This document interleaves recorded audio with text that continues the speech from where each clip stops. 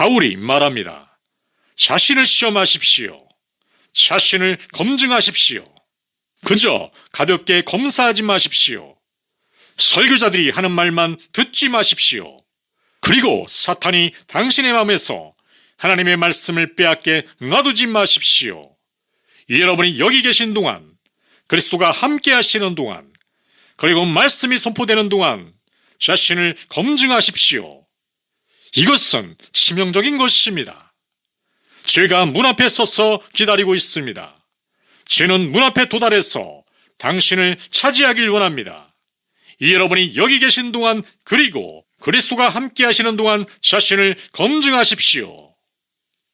제가 남아메리카에 갔을 때, 제가 안데스 산맥을 등반할 때면 작은 다리를 건너야 할 때가 있었습니다.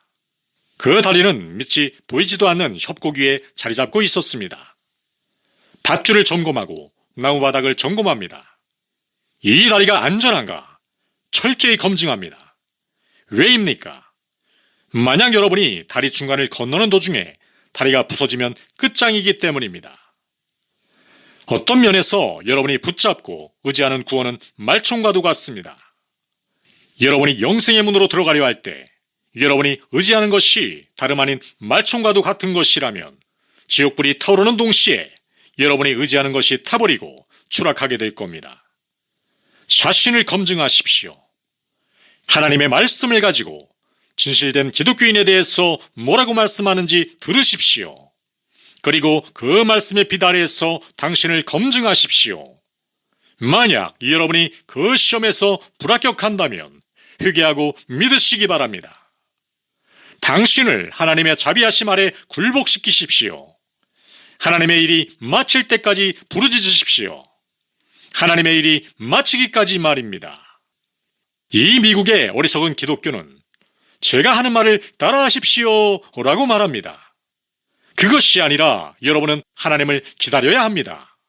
여러분은 그분의 일이 마치기까지 부르짖어야 할지도 모릅니다. 참된 그분의 일, 완성된 그분의 일, 완전한 그분의 일. 그러면 저희가 어떻게 시험을 할 수 있나요? 우리의 삶을 어떻게 시험할까요? 여러분이 참된 기독교인이라는 것을 어떻게 알 수 있나요? 먼저 우리는 하나님의 말씀을 보아야 합니다. 요한일서 5장 13절을 보십시오. 요한은 그의 복음서에서 그 이유를 설명합니다. 요한복음 20장 31절에서 그는 복음서를 쓴 이유를 설명합니다. 그것은 예수님이 하나님의 아들이시고 그리스도시라는 것을 사람들이 믿게 하기 위함입니다. 그래서 영생에 이르도록 하게 하는 것입니다. 그러면 그가 요한서신을 쓴 이유는 무엇입니까? 요한일서 5장 13절을 보십시오.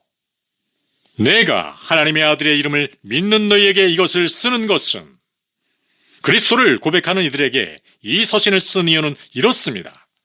너희로 하여금 너희에게 영생이 있음을 알게 하려 함이라. 여러분이 중생했는지 궁금하십니까? 그렇다면 요한일서를 읽으십시오. 왜냐하면 요한일서에는 여러 가지 시험이 기록되어 있기 때문입니다. 그리고 오늘 저녁 저희는 시험을 볼 겁니다. 하나님께서 여러분에게 들을 길을 주시길 기도합니다. 한 가지 말씀드릴까요? 정말 잘 생각하시길 바랍니다. 여러분의 마음의 소리를 듣지 마십시오.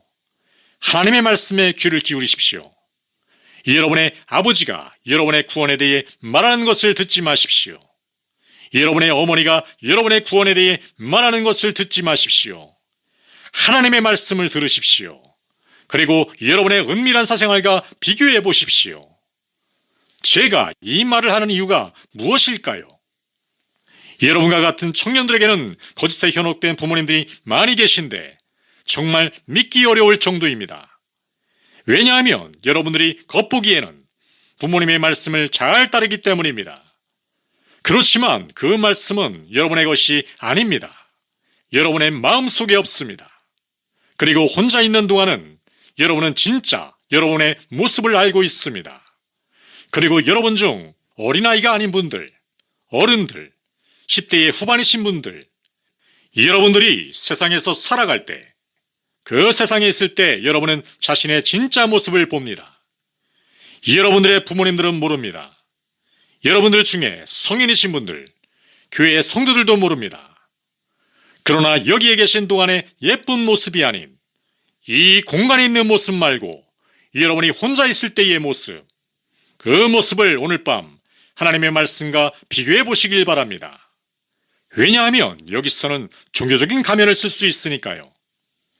여기 계신 모습이 아니라 아무도 보지 않는 곳에서의 자신의 모습을 떠올려서 오늘 밤 하나님의 말씀과 비교해 보시고 그 말씀 앞에서 자신이 올바른지 보십시오. 꼭 해보시기 바랍니다. 볼 목사님, 오늘 말씀이 좀 심하신데요? 라고 물으실 수 있습니다. 아니, 여러분 생각해 보십시오. 만약에 여기 천천히 움직이는 기차가 움직이고 있는데 만약 제 어린아들이 그 기차 앞에 서 있는 걸 본다면 여러분은 제가 그 아이에게 귓속말로 아들아 피하거라 라고 말하길 원하나요? 여러분은 제가 아무런 동의 없이 그저 작은 손짓으로 그 아이를 말리길 원하나요? 아니면 제가 크게 안 돼! 라고 소리쳐야 하나요?